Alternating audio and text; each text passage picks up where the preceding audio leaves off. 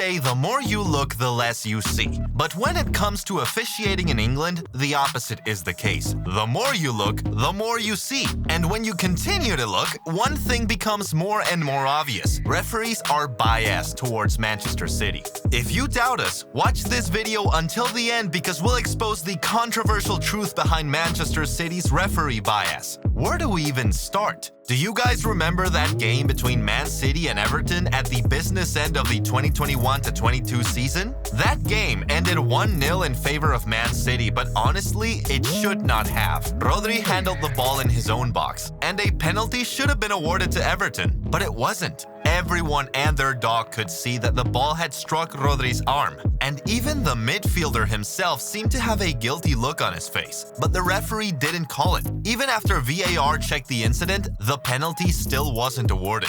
Do you know how that was the most obvious penalty? Dermont Gallagher, a retired referee who is usually on the side of referees, declared that Everton should have been awarded a penalty for that. But instead of getting a penalty, what Everton got was an apology from the head of the PGMOL days later. You might say that this was just one game, but that very controversial decision came when Liverpool was hot on Man City's heels. And after they got that favor from the referee, City was able to get over the line, winning the league by just 1 point. For you to understand how big that decision was, if Everton had been awarded that penalty and they scored, City would have dropped 2 points, meaning that they would not have won the league. Yes, that seemingly small decision affected the outcome of the title race, but that was years ago. Surely things have changed now, right? Wrong. Even in the 2024-25 season, it is still the same story. Over the last couple of years, Arsenal have become City's biggest rival for the title, so any clash between them always feels like it could have a huge impact on the title race. So when they met early in the season, we expected fireworks, just not the kind we got.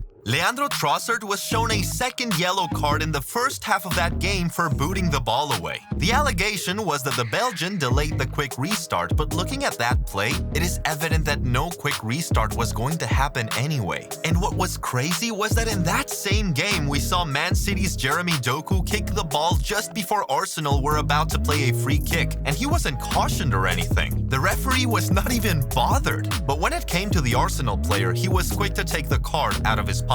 And you know what made Trossard's sending off even worse? Just a little over a year prior, in the same fixture, Mateo Kovacic put in a dangerous tackle on Martin Odegaard and should definitely have been sent off for it, but he was given a yellow instead. Honestly, it just always feels like different rules apply when it comes to Manchester City. I mean, how on earth would you not send Kovacic off for a tackle like that? Because according to Premier League referee chief Howard Webb, the referee did not want to have a negative impact on the game, but they felt comfortable showing a red card to Trossard for just kicking the ball? Correctly sending off a player for a dangerous tackle that could lead to an injury would have a negative impact on the game, but showing a player a second yellow for literally just kicking the ball would have a positive impact. Isn't that just very interesting? With 10 men, the Gunners just were not able to hold on to their 2-1 lead and ended up conceding a late equalizer, leaving Man City at the top of the table. And Arsenal are not the only ones who have been victims of this Man City bias. Liverpool have too.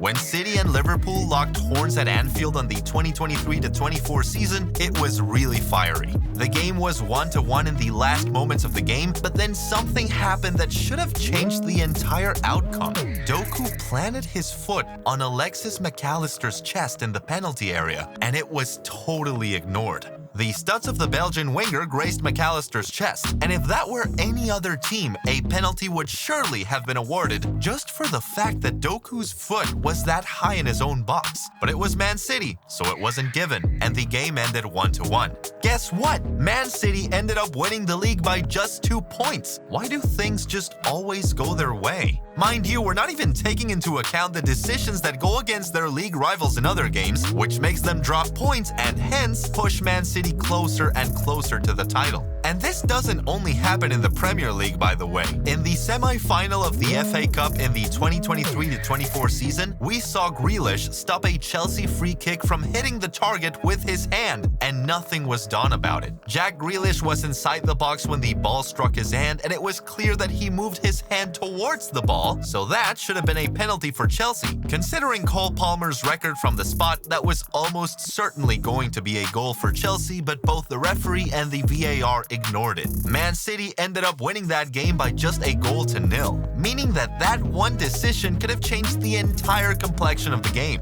It's really crazy how these things continue to happen in favor of one club across different competitions. At this point, it is so obvious that English referees favor Manchester City, and it begs the question, why?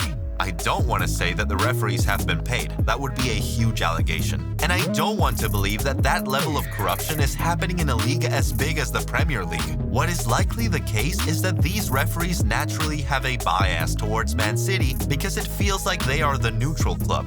Man City is not traditionally one of the big clubs in England, which means that no one really grew up hating or even caring about them, to be honest. So Arsenal, Liverpool, Chelsea, and sometimes even Man United fans would rather have Man City with the league than the other traditional big clubs simply because they grew up hating those other clubs and not Man City. And seeing as the referees are usually supporters of one of these traditional big clubs, this could be what is going on in their heads. Maybe we're just grasping at straws here to try and explain this, so how about you help us out? Do you have a better explanation for Man City's referee bias in England? Feel free to share your theory with us in the comments. We'll be reading through it. And while you're there, like the video if you enjoyed it and subscribe to the channel to see more stuff like this.